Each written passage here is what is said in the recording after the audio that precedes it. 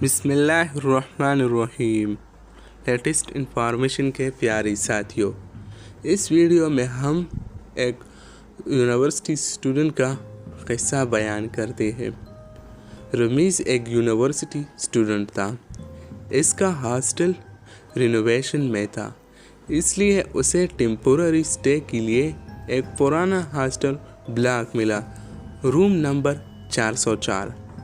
Warden ने बोला, ज़्यादा देर मत रुकना, ये ब्लॉक बंद है और ये रूम कभी असाइन नहीं होता।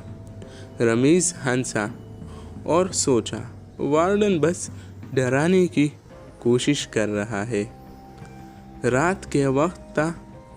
उसने लाइट बंद की, लेकिन जैसे ही लाइट बंद की, खरश खरश दीवार के पीछे से कुछ चीज़ लगने की आवाज़ आ रही थी।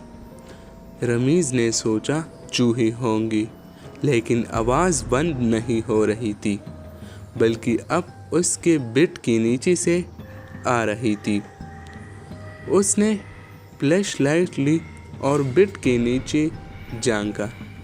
काली आंखों वाली चीज़ उसकी तरफ देख रही थी। रमीज़ चीखा, लेकिन आवाज़ नहीं निकल रही थी। वो चेहरा धीरे धीरे गायब हो गया। सिर्फ एक लफ्ज़ जो खुद इसके कान में छोड़ा, वो था 404 कभी खाली नहीं होता। सुबह वार्डन आया, रमीज़ से सब कुछ बताया।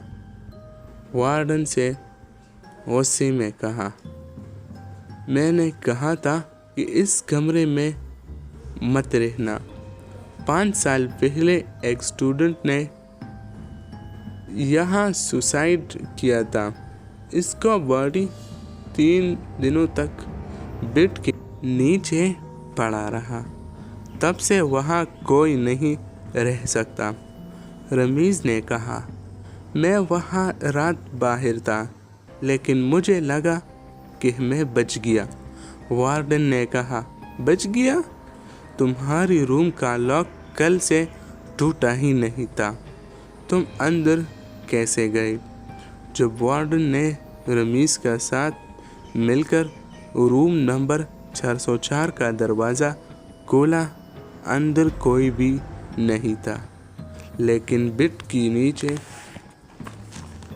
एक चेहरा फिर से देखा। इस बार वो चेहरा रमीज़ का था। मज़ीद इस तरह की वीडियो देखने के लिए हमारे चैनल लेटेस्ट इंफॉर्मेशन को सब्सक्राइब करें और अपना कीमती राय कमेंट में ज़रूर दीजिए। मिलते हैं अगली वीडियो में।